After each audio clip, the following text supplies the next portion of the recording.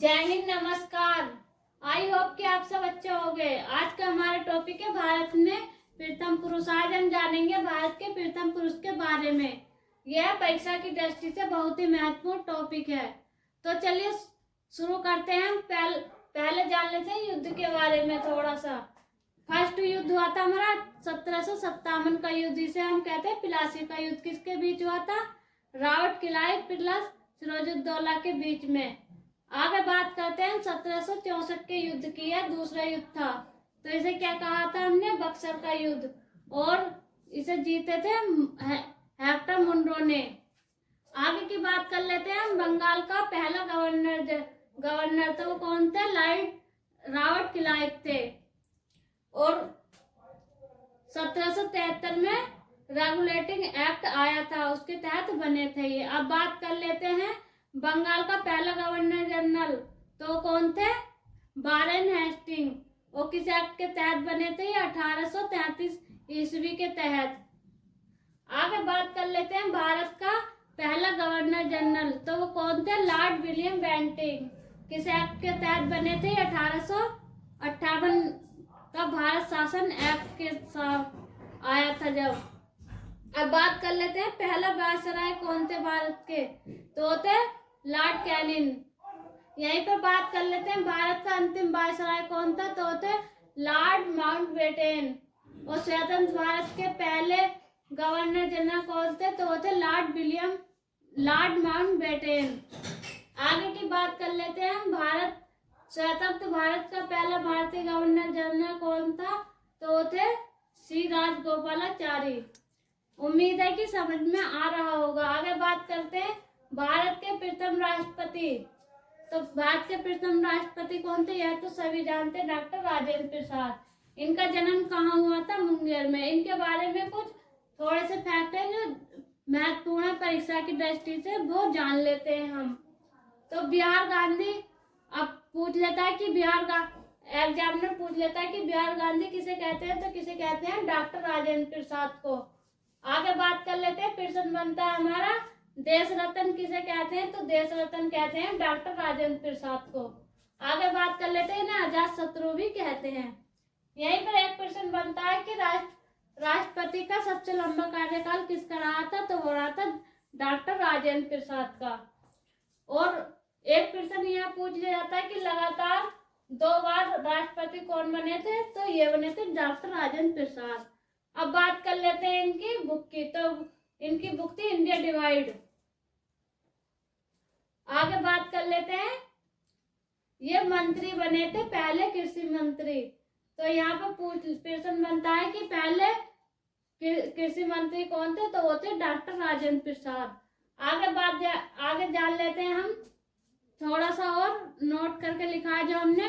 मतलब पंजाब केसरी किसे कहा जाता था? तो पंजाब केसरी कहा जाता था लाला लाजपत राय को। आगे बात कर लेते हैं बंगाल केसरी किसे कहा जाता था? तो आशुतोष मुखर्जी को। आगे बात कर लेते हैं आंध्र केसरी किसे कहा जाता था? टी प्रकाशम को। आगे बात कर लेते हैं यहाँ पर बिहार केसरी किसे कहा जाता है? श्री कृष्ण सिंह को। यहाँ पर डॉक्टर राजेंद्र प्रसाद को बिहारी गांधी कहते हैं। यहाँ पर बिहार केसरी पूछ लेते हैं तो श्री कृष्ण को बताना है। आगे उम्मीद है कि आप सबको समझ में आया होगा। और आगे देखते हैं।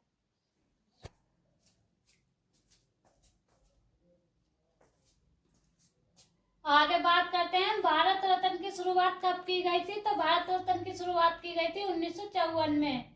और सबसे पहले 3 व्यक्तियों को मिला था यह भारत रत्न पुरस्कार। किसे किसे मिला था? देख लेते हैं। सर्वपल्ली राधाकृष्णन को, श्री राजगोपालाचारी को, वेंकट रमन रामकृष्ण को। अगर पूछ लिया जाता है कि सबसे पहले भारत रत्न किसे मिला था, तो आप बता देना है डॉक्टर सर्वपल्ली को। अगर उपयुक्त करके दिया होगा तो तीनों सही हो जाएंगे। अगर उपयुक्त करके नहीं दिया होगा तो सर्वप्रथम हमें डॉक्टर सर्वपल्ली राधाकृष्णन को लगाना है। आगे बात कर लेते हैं भारत के प्रथम मुस्लिम राष्ट्रपति कौन थे? तो कौन बने थे? डॉक्टर जाकिर हुसैन। और इनकी पद पर रहते हुए मृत्यु हो गई थी। राष्ट्रपति के रूप में यह तीसरे थे, लेकिन मुस्लिम जो थे वो पहले थे। आगे बात करते हैं, एक मुस्लिम बने थे फखरुद्दीन अली अहमद, दूसरे राष्ट्रपति, दूसरे नंबर के मुस्लिम राष्ट्रपति। इनकी भी पद पर रहते हुए मृत्यु हो गई थी। इन्हें फखरुद्दीन अली अहमद को असम के मजदूर नेता भी कहते थे। प्रश्न बनता है कि असम के मजदूर नेता को किस राष्ट्रपति को कहते थे, तो आप बता सकते हैं फखरुद्दीन अली अहमद को कहते थे। अब बात कर लेते हैं हम आगे की, भारत के पहले प्रधानमंत्री कौन थे, तो थे पंडित जवाहरलाल नेहरू, और इन्हें चाचा नेहरू भी कहते हैं। इनका जन्म हुआ था आनंद भवन प्रयागराज में। आगे बात कर लेते हैं, 14 नवंबर को राष्ट्रीय बाल दिवस मनाया जाता है, और 14 नवंबर को एक दिवस और मनाया जाता है जिसे कहते हैं विश्व मधुमेह दिवस। हम इसे ऐसे याद रख लेते हैं कि 14 नवंबर को बाल दिवस मनाया जाता है, यह तो सब जानते हैं, लेकिन विश्व मधुमेह दिवस का हम ऐसे याद रख लेते हैं कि जो छोटे छोटे बच्चे होते हैं वो बहुत ही क्यूट होते हैं और चॉकलेट ज़्यादा खाने पसंद करते हैं, जिससे उनके दांत खराब हो जाते हैं और मधुमेह रोग हो जाता है मीठा खाने से। आगे बात कर लेते हैं कि मधुमेह रोग किसकी कमी से होता है, तो इंसुलिन की कमी से होता है। इसमें अंग कौन सा प्रभावित होता है, तो अंग होता है इसमें अग्नाशय, और अग्नाशय में भी कौन सी कोशिकाएं, बीटा कोशिकाओं को प्रभावित करता है अग्नाशय। आगे बात करते हैं हम पंडित जवाहरलाल नेहरू के पिताजी का नाम जान लेते हैं। तो इनका पिताजी का नाम था मोतीलाल नेहरू, और इनके एक मित्र थे मोतीलाल नेहरू के, वो थे चित्तरंजन दास। इन दोनों ने मिलकर एक पार्टी की स्थापना की थी 1923 में। आगे बात कर लेते हैं, चित्तरंजन दास को देश बंधु भी कहते हैं। प्रश्न बनता है कि देश बंधु किसे कहते हैं, तो आप बता सकते हैं चित्तरंजन दास को हम देश बंधु के नाम से जानते हैं। आगे बात कर लेते हैं पंडित जवाहरलाल नेहरू की बुकों की। तो इनकी कई सारी बुकें हुई हैं, प्रसिद्ध है इनकी बुकें, discovery of India, my autobiography, the unity of India, और भी है इनकी जैसे a brunt bench of old letters, कई सारी हैं इनकी पंडित जवाहरलाल नेहरू की बुकें। और यहीं पर हम बात कर लेते हैं, जैसे कि यहाँ पे आया था डिस्कवरी ऑफ इंडिया, तो ये तो हो गई पंडित जवाहरलाल नेहरू की।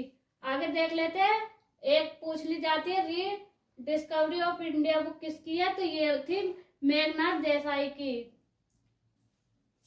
अगर वीडियो अच्छा लगा हो तो वीडियो को लाइक करें, शेयर करें, चैनल पर नए हैं तो चैनल को सब्सक्राइब करें।